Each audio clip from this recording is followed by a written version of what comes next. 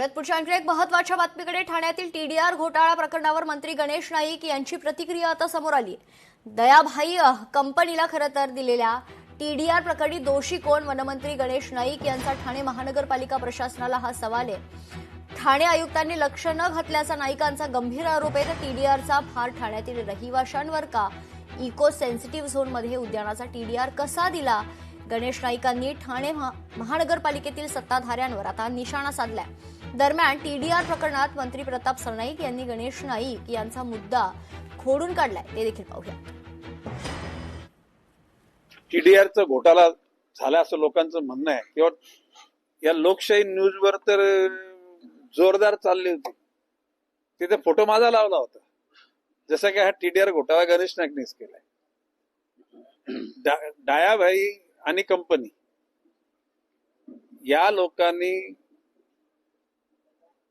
महसूल विभागाच्या सहाय्यक आयुक्ताला कन्व्हिन्स केलं किंवा त्यांनी त्यांची बाजू मांडली आणि त्यांनी तिथून ऑर्डर घेतली की या लोकांना टीडीआर द्यावा।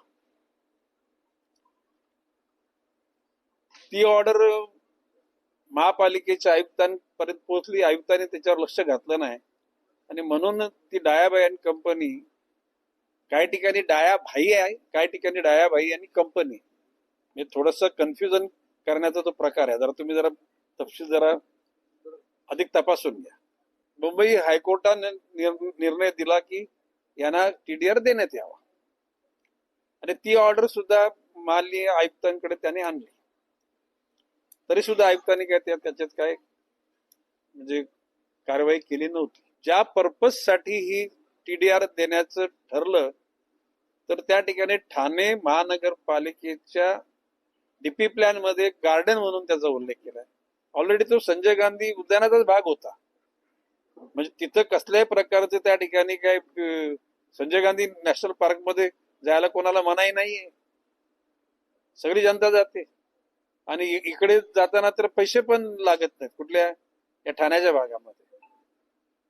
असं असताना लोकांचं म्हणणं असं, तुम्ही मगाशी बघितलं की सेव्ह SGNP असे जे काही लोक आले होते, त्यांचं म्हणणं आहे की या ठिकाणी झाडं तोडतायत, कुंपण घालतायत वगैरे वगैरे वगैरे।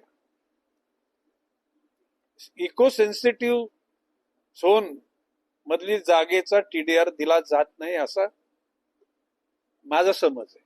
कुठेतरी आपल्याला काहीतरी पाहिजे म्हणून नको ती नाटकं करून अशा प्रकारची यंत्रणा राबवणं हे उचित नाही आणि ह्या गोष्टीचा फार समाजामध्ये निषेध होत आहे।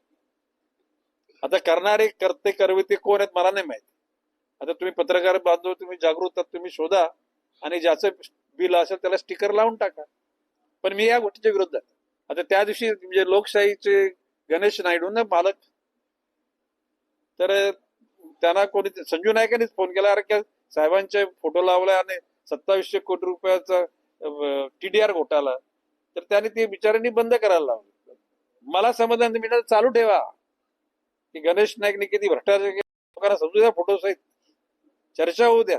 चर्चा झाल्याशिवाय या गोष्टीला न्याय मिळणार नाही। त्या पद्धतीनं तो टीडीआर दिला गेला, तो माननीय सुप्रीम कोर्टाच्या आदेशानुसार दिला गेला।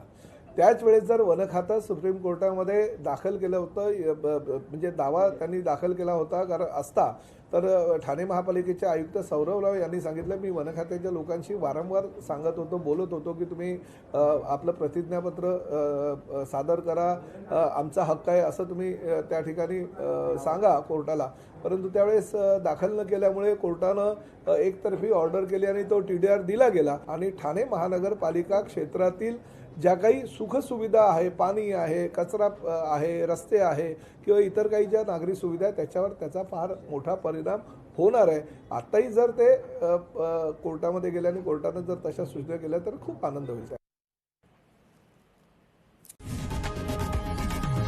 लोकशाही मराठी ऐका, पहा, जागरूक रहा।